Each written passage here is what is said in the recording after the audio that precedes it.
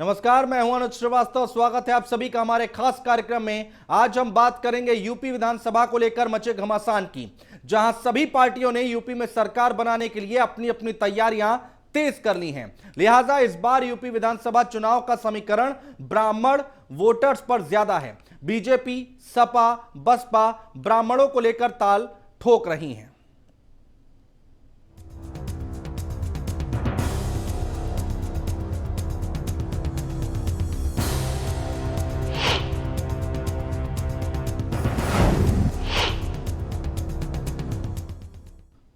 UP विधानसभा चुनाव को लेकर सभी पार्टियां अपनी अपनी तैयारियां तेज कर चुकी हैं।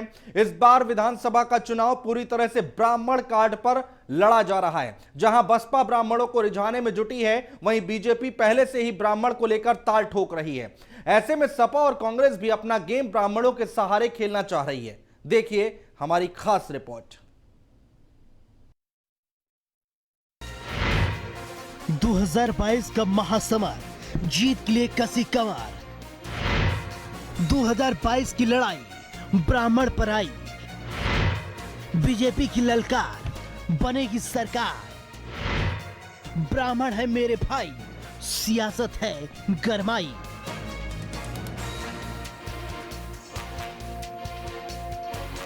उत्तर प्रदेश में ब्राह्मणों का वर्चस्व रहा है, ये बात सभी पार्टियां जानती हैं। यही कारण है कि 2022 से पहले प्रदेश की तमाम सियासी पार्टियां ब्राह्मण बैंक को साधने में जुट गई हैं।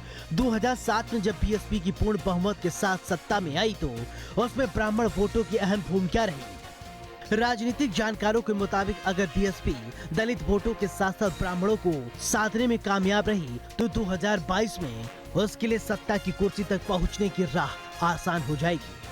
पिछले 3 चुनाव में जिस पार्टी के सबसे ज्यादा ब्राह्मण विधायक बने, वही यूपी के सत्ता पर काबिज हुआ। एक बार फिर से सभी सियासी पार्टियां ब्राह्मणों को लुभाने की कोशिश कर रही हैं। एक अनुमान के मुताबिक उत्तर प्रदेश में ब्राह्मण वोटरों की संख्या 10 से 11% है। ये संख्या भले ही दूसरे जातियों की अपेक्षा कम हो, लेकिन यूपी की राजनीति में ब्राह्मणों का वर्चस्व हमेशा से रहा है। इस बात से कभी इनकार नहीं किया जा सकता। अगर बात आजादी से लेकर अब तक करें तो 1989 से 2017 तक 6 ब्राह्मण मुख्यमंत्री बन चुके हैं। हालांकि 1990 में मंडल आंदोलन के बाद यूपी को कोई ब्राह्मण मुख्यमंत्री नहीं मिला। इसकी सबसे बड़ी वजह यही रही कि यूपी की सियासत पिछड़े, मुस्लिम और दलित पर केंद्रित हो गई। 2007 में मायावती के सोशल इंजीनियरिंग ने एक बार फिर से प्रदेश में ब्राह्मण वोटों का महत्व बढ़ा दिया। तब से जो भी दल सत्ता में आए उसमें ब्राह्मण वोटों की अहम भूमिका रही। 2007 में जब मायावती सत्ता में आई तो उस समय बीएसपी से 41 ब्राह्मण विधायक चुने गए। 2012 में सरकार बनाने वाली समाजवादी पार्टी के पास 21 ब्राह्मण विधायक थे। 2017 के विधानसभा चुनाव में कुल 56 ब्राह्मण विधायक जीते थे। इनमें से 44 बीजेपी के टिकट पर जीते थे। यही वजह है कि हर दल ब्राह्मणों को अपनी तरफ झुकाने में लगा हुआ है। कांग्रेस भी कई ब्राह्मण नेताओं को 2022 के लिए अहम जिम्मेदारी दे सकती है। योगी मंत्रिमंडल में कई ब्राह्मणों को जगह दी गई है, यानी अब की बार निगाहें ब्राह्मणों पर टिकी हैं। हालांकि अगर केंद्र की बात करें तो फिलहाल मोदी मंत्रिमंडल में 11 केंद्रीय मंत्री ब्राह्मण हैं, जबकि पहले प्रधानमंत्री जवाहरलाल नेहरू के नेतृत्व में बनी पहली केंद्र सरकार में 7 ब्राह्मण मंत्री बने थे, जो कि उस मंत्रिमंडल का 30% थे। ऐसे में जब जब ब्राह्मणों ने जिस पार्टी का साथ दिया, सरकार उसी की बनी। लिहाजा बीजेपी के साथ सबसे ज्यादा ब्राह्मण जुड़े हुए हैं, जिससे अंदाजा लगाया जाता है कि लड़ाई किसी भी पार्टी के लिए आसान नहीं होगी। Bureau report, news 1 India. और यूपी में जब जब ब्राह्मणों ने किसी भी पार्टी का साथ दिया है, तब तब उस पार्टी की सरकार बनी है। यूपी विधानसभा चुनाव में ब्राह्मण वोटरों का बहुत महत्व है। लिहाजा 2022 के विधानसभा चुनाव में बीजेपी, सपा, बसपा और कांग्रेस ब्राह्मण वोटरों को साधने में जुटी है। 2007 से लेकर 2017 तक ब्राह्मण ने अपना मत अलग अलग पार्टी को दिया है, लेकिन बीजेपी पर ज्यादा भरोसा करते नजर आए। 13% ब्राह्मण वोटर्स, 12 जिलों में 20% से ज्यादा ब्राह्मण वोटर्स हैं। 2007 में बीएसपी का साथ ब्राह्मणों ने दिया है। तो क्या कुछ आंकड़े निकलकर सामने आ रहे हैं, वो हम आपको बता रहे हैं। और 2007 में बीएसपी की सरकार बनाने में ब्राह्मणों की अहम भूमिका थी। 2007 से 17 तक क्या कुछ तस्वीर निकल कर आई है वो हम आपको बता रहे हैं। 2012 में सरकार बनाने वाली एसपी के पास 21 ब्राह्मण थे और 2017 में 56 सीटों पर ब्राह्मण जीते, 44 बीजेपी के थे। तो ये 2017 का आंकड़ा हम आपको बता रहे हैं। तो ब्राह्मण वोटर्स कितने अहम हैं उत्तर प्रदेश में, इसको आप समझने की कोशिश कीजिए इन ग्राफिक्स के जरिए। 2007 में बीएसपी की सरकार बनाने में ब्राह्मणों की अहम भूमिका रही है और 2007 से 2017 तक का क्या रहा है। चुनावों में मायावती ने 86 ब्राह्मण उम्मीदवार उतारे थे और 41 जीते थे। तो ये तमाम तस्वीरें हम आपको दिखा रहे हैं और एक और आंकड़ा आपको देते हैं विधानसभा में बीजेपी ब्राह्मण वोट कितने हैं। तो 2007 में 40% ब्राह्मण वोट थे, 2012 की बात करें तो 38% यहां पर ब्राह्मण वोट थे और 2017 में 80%।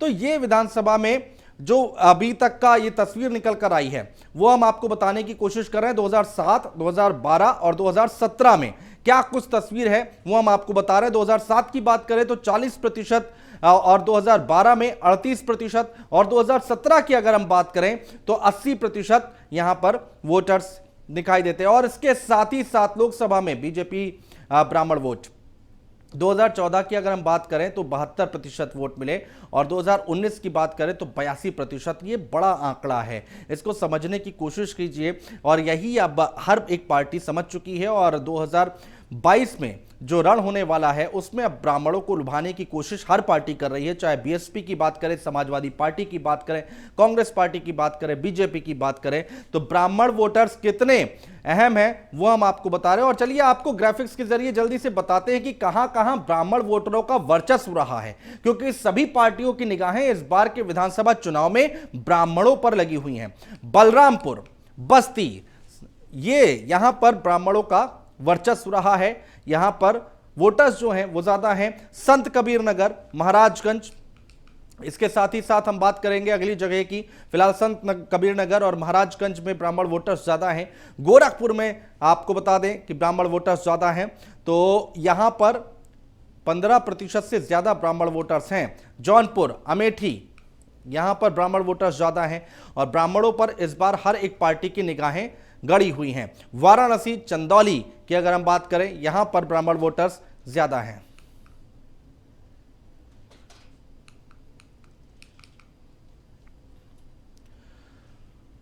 तो उत्तर प्रदेश में अगर मुख्यमंत्री की बात की जाए तो अब तक 21 मुख्यमंत्री बने हैं, जिसमें से अलग अलग जाति के मुख्यमंत्री हैं, लेकिन सबसे ज्यादा 6 मुख्यमंत्री ब्राह्मण रहे हैं। तो यूपी में कितने प्रतिशत ब्राह्मण हैं ये हम आपको बताते हैं। यूपी के महासमर में ब्राह्मण मतदाता दिला सकते हैं फतेह। 23 साल तक यूपी में ब्राह्मण मुख्यमंत्रियों का राज रहा है और इसके साथ ही साथ 21 मुख्यमंत्रियों में से सर्वाधिक 6 मुख्यमंत्री जो हैं वो ब्राह्मण बने हैं। पश्चिमी उत्तर प्रदेश की बात करें तो यहां पर 12% से ज्यादा ब्राह्मण मतदाता हैं। ये पश्चिमी उत्तर प्रदेश की हम बात कर रहे हैं। मथुरा की बात करें तो 17% ब्राह्मण वोटर्स हैं। ये मथुरा का सूरत हाल है। पूर्वी उत्तर प्रदेश में जाएं तो वहां पर 14 से 15% ब्राह्मण वोटर्स हैं। वहीं अगर हम बनारस की बात करें तो यहां का आंकड़ा जो कहता है वो 16% का है। 16% ब्राह्मण यहां पर हैं, ब्राह्मण वोटर्स हैं यहां पर। तो यूपी के महासमर में ब्राह्मण मतदाता फतेह दिला सकते हैं। और चलिए अब आपको दिखाते हैं किस तरह से ब्राह्मण वोटरों को सभी पार्टियां अपनी तरफ खींचना चाह रही हैं। ये देखिए 13% ब्राह्मण और किस तरह से बीजेपी नाराज बताए जा रहे हैं ब्राह्मण। कांग्रेस ब्राह्मण सीएम दिए हैं और समाजवादी पार्टी की अगर हम बात करें तो वो भी अपनी तरफ ब्राह्मणों को खींचने की कोशिश कर रही है। ब्राह्मण नेताओं को जिम्मा सौंपा जा रहा है। खुशी दुबे का केस यहाँ पर बहुत ही मुखर तरीके से यहाँ पर सतीश चंद्र मिश्रा ने अयोध्या से आज उठाया। खुशी दुबे की बात यहाँ पर की। भारतीय जनता पार्टी की बात करें तो एक परसेप्शन सा बना हुआ है कि भारतीय जनता पार्टी से ब्राह्मण जो हैं वो नाराज दिखाई दे रहे हैं। तो लालजी टंडन का यहाँ पर उनकी प्रतिमा का अनावरण किया गया है भारतीय जनता पार्टी की तरफ से। कांग्रेस पार्टी, उन्होंने ब्राह्मण सीएम दिए हैं और एक कोशिश है यहाँ पर, एक मैसेज देने की कोशिश है हर एक पार्टी की। हम आपको समझा रहे थे कि आखिर जो उत्तर प्रदेश की तमाम पार्टियां हैं वो ब्राह्मणों को लुभाने में क्यों लगी हुई हैं। और अयोध्या में बीएसपी के ब्राह्मण सम्मेलन की शुरुआत हुई, जिसमें बसपा महासचिव और राज्यसभा सांसद सतीश मिश्रा ने योगी सरकार को घेरते हुए कहा कि दलितों और ब्राह्मणों को इस सरकार में टारगेट किया गया है। जिस तरह से एनकाउंटर में ब्राह्मणों को मारा गया है उसका बदला लेने का वक्त आ गया है। इतनी दुर्भावना इस समाज के प्रति कि जहां आपने 40 ब्राह्मण समाज के लोगों को जेल में बंद कर रखा है, कितनों की गाड़ी फिसल गई और निकले और शूट आउट कर दिया। खुशी के जो हस्बैंड थे उसका भी शूट आउट हो चुका है, वो भी जिंदा नहीं है।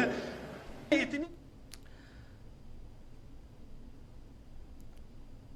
तो सतीश चंद्र मिश्रा अयोध्या पहुंचे और वहां पर पहुंचने के बाद उन्होंने कई सारी बातें बोली हैं जो मंच से हम आपको सुना रहे थे। लेकिन इन सब के बीच सतीश चंद्र मिश्रा का बयान जो आया उसकी बड़ी बातें क्या रही वो हम आपको समझाने और बताने की कोशिश करते हैं। ब्राह्मण समाज के लिए क्या किया ये बीजेपी से पूछा जाना चाहिए। मायावती जी ने हाथ में गणेश की मूर्ति लेकर नया नारा दिया था, ये बात कही, हाथी नहीं गणेश है, ब्रह्मा विष्णु महेश है, ये सतीश चंद्र मिश्रा की तरफ से कहा गया। तो जो बड़ी बातें हैं वो हम आपको समझा रहे हैं। 15 ब्राह्मण को मायावती ने मंत्री बनाया था और ये बात कही है, और 35 को चेयरमैन बनाया था, 15 को एमएलसी बनाया था। तो ये तमाम आंकड़े और बातें गिना रहे हैं, इतिहास बता रहे हैं। 2200 ब्राह्मण समाज के वकीलों को सरकारी वकील बनाया और बीजेपी में ब्राह्मण को गुलदस्ता भेंट करने के लिए रखा गया है।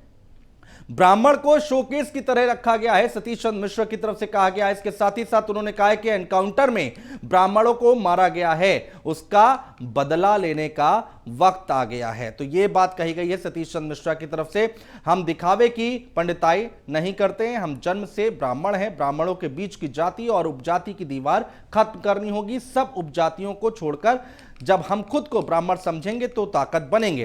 तो आज अयोध्या से ये तमाम तरह की बातें कही हैं और इसके बाद हम आपको बताएं ब्राह्मणों को लेकर क्या कुछ कहा गया है वो हम आपको बताते हैं। ब्राह्मण को लेकर हो रही सियासत के बीच सपा ने मायावती पर हमला बोलते हुए कहा है कि ये वही मायावती हैं जिनकी सरकार में ब्राह्मणों पर अत्याचार किया गया है। और क्या कुछ कहा सुनवाते हैं आपको।